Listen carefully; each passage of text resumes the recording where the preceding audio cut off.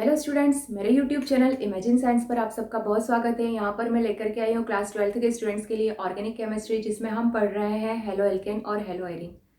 अभी तक हमने इस यूनिट में देखा था कि हेलो एल्केन और हेलो एरीन का नामकरण किस तरह से किया जाता है, इनके बनाने की विधियाँ कौन कौन सी है। आज हम इस वीडियो में कवर करेंगे कि इनके भौतिक गुण कौन कौन से हैं। भौतिक गुण से मतलब है कि ये दिखने में कैसे होते हैं, ये रंगीन या रंगहीन होते हैं। इसके अलावा इनकी अवस्था कौन सी होती है, मीन्स ठोस, द्रव या गैस होते हैं। इसके अलावा इनका घनत्व कैसा होता है, जल से भारी होते हैं या जल से हल्के होते हैं, और इनकी विलयता कैसे होती है, ये कौन से विलायकों में घुल सकते हैं। इसके अलावा इनके क्वथनांक और गलनांक कैसे होते हैं, ये आज हम देखेंगे इस वीडियो में। आइए शुरू करते हैं। सबसे पहले भौतिक गुण में पॉइंट दिया है कि ये शुद्ध अवस्था में कैसे होते हैं, रंगहीन होते हैं। ये आप याद रखें कि कैसे हैं शुद्ध अवस्था में रंगहीन। दूसरा पॉइंट भी इसी से रिलेटेड है कि जब इस शुद्ध अवस्था में होने वाले या मिलने वाले हेलो एल्केन और हेलो एरीन जो है, इनको यदि हम प्रकाश के संपर्क में लाते हैं तो ये क्या हो जाते हैं, रंगीन हो जाते हैं, क्योंकि उनमें कुछ केमिकल चेंजेस हो जाते हैं। ठीक है। नेक्स्ट इसके अलावा कि वाष्पशील जो एल्किल हैलाइड होते हैं वो कैसे होते हैं, सुगंधमय होते हैं, उनमें से कुछ खुशबू आती है। इसके अलावा नेक्स्ट है कि निम्न सदस्य रूम टेम्परेचर पर, आरटी मतलब कि यहाँ लिखा है रूम टेम्परेचर पर कैसे होते हैं, गैस अवस्था में होते हैं। मतलब कि निम्न सदस्य से मतलब ये है कि यदि हम एल्किल हैलाइड को लिखते हैं RX के द्वारा, तो R का मान यदि हम सबसे छोटा CH3 रखें तो ये सबसे छोटा सदस्य कहलाएगा, और X की वैल्यू हम यहाँ पर सबसे छोटी वाली रखें। मतलब कि हमारा जो हेलो ग्रुप होता है, फ्लोरीन, क्लोरीन, ब्रोमीन और आयोडीन में से यदि हम किसी छोटे वाले को, छोटे सदस्य को हम यदि यहाँ पर रखते हैं तो वो कैसा कहलाएगा, छोटा सदस्य, निम्न सदस्य कहलाएगा। तो वो निम्न सदस्य रूम टेम्परेचर पर कैसा होता है, गैस अवस्था में होता है।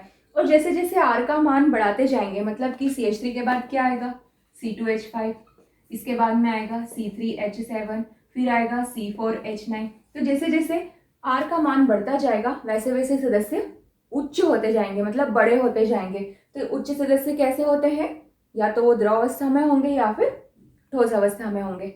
एक चीज ये है कि उच्च सदस्य मतलब कि उच्च सदस्य हो गए हैं जहां पर कि कार्बन, हाइड्रोजन, और फिर इसके अलावा हम यहाँ पर हेलो ग्रुप भी उच्च प्रकार का लगा रहे हैं। यदि सपोज हम आयोडीन या ब्रोमीन लगाते हैं तो इनमें अंतराण्विक आकर्षण बल काफी ज्यादा उच्च हो जाता है। ये याद रखें आप, उच्च सदस्य में अंतराण्विक आकर्षण बल कैसे होगा, उच्च होगा। क्यों उच्च होगा, क्योंकि इनमें वॉन्डरवॉल्स बल बहुत मजबूती से जुड़ा होता है। मतलब ये सदस्य, ये अणु जो है आपस में बहुत मजबूती से एक दूसरे से जुड़े होते हैं, और अधिक मजबूती से जुड़े होने के कारण इन्हें यदि हमें तोड़ना होगा तो हमें ज्यादा ऊर्जा लगेगी, और ज्यादा ऊर्जा लगेगी तो इनके गलनांक और क्वथनांक कैसे होंगे, उच्च होंगे। तो इसी तरह से आप याद रखें कि उच्च सदस्य में उच्च आणविक आकर्षण बल होगा, अंतर आणविक आकर्षण बल होगा, और उनके क्वथनांक और गलनांक कैसे होंगे, उच्च होंगे। कि यदि अणुओं का आकार बढ़ता जाता है तो इनके गलनांक और क्वथनांक कैसे होंगे। ठीक, जैसे हम जानते हैं ये हेलो ग्रुप है, और hello group number periodic table में कहाँ पर आते हैं, 17th पर, मतलब 17वें ग्रुप में आते हैं। सबसे पहले फ्लोरीन, क्लोरीन, ब्रोमीन और आयोडीन होते हैं। और जैसे जैसे हम ऊपर से किसी भी वर्ग में ऊपर से नीचे आते हैं तब क्या होता है, परमाणु का आकार भी बढ़ता है। क्या होता है, परमाणु का आकार भी बढ़ेगा, और साथ में क्या होगा कि उसका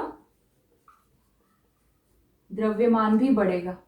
ठीक है, ये दोनों मान बढ़ते जाते हैं। आकार बढ़ने से उसके भार में भी वृद्धि होगी, जिसके कारण क्या होगा कि जो यदि सपोज हमारे पास जो RX है, एल्किल हैलाइड है, उसमें X की वैल्यू ये वाली है, मतलब आयोडीन प्रकार का है, तो इसका आकार और द्रव्यमान दोनों बड़ा होता है इन सब की तुलना में। तो क्या होगा, इनके गलनांक और क्वथनांक बाकी की तुलना में कैसे होंगे, उच्च होंगे। तो इसका क्रम कैसा होगा, इस तरह से होगा। इसका मतलब सबसे ज्यादा क्वथनांक किसका है, RI का है। क्यों, क्योंकि I कैसा होता है, आकार में बड़ा भी होता है और इसका भार भी ज्यादा होता है। फिर उसके बाद में RBR आता है, मतलब Br, फिर क्लोरीन वाला और फिर फ्लोरीन वाला। तो ये क्रम है, ये क्रम जो है कॉम्पिटिटिव एग्जाम्स की दृष्टि से भी काफ़ी ज़्यादा महत्वपूर्ण है। अब देखें यहाँ पर कि जैसे जैसे श्रृंखला बढ़ती जाती है, ठीक है, हमने देखा था कि कोई यौगिक कैसा होता है, सीधी श्रृंखला में होता है, कोई शाखित होता है और कोई अत्यधिक शाखित होता है। तो जैसे जैसे श्रृंखला बढ़ती जाती है तो हेलो एल्केन और हेलो एरीन के क्वथनांक के मान क्या होते जाते हैं, कम होते जाते हैं। ये जो साइन बना है ये कम का है। इनके मान, कौन से मान, क्वथनांक, क्वथनांक कैसा होता जाता है, कम होता जाता है। कब, जब श्रृंखला बढ़ती जाती है।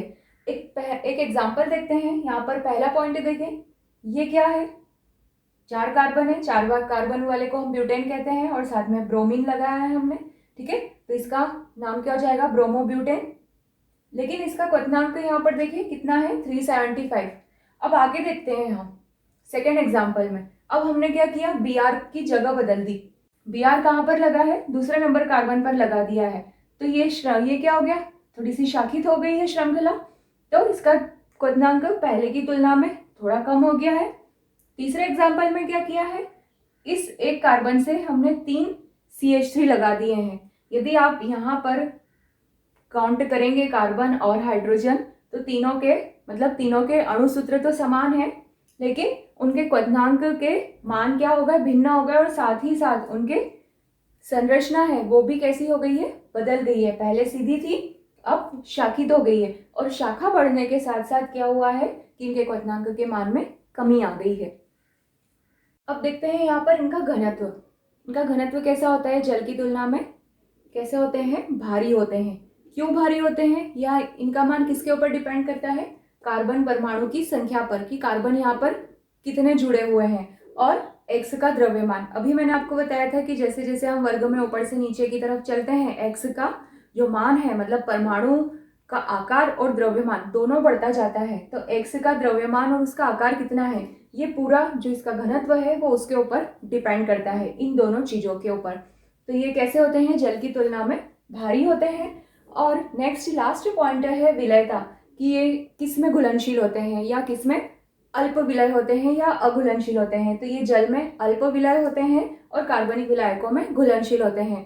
तो ये एक छोटा सा टॉपिक है हेलो एल्केन और हेलो एरीन के भौतिक गुण के बारे में। अब नेक्स्ट वीडियो में हम इनके रासायनिक गुणों के बारे में चर्चा करेंगे।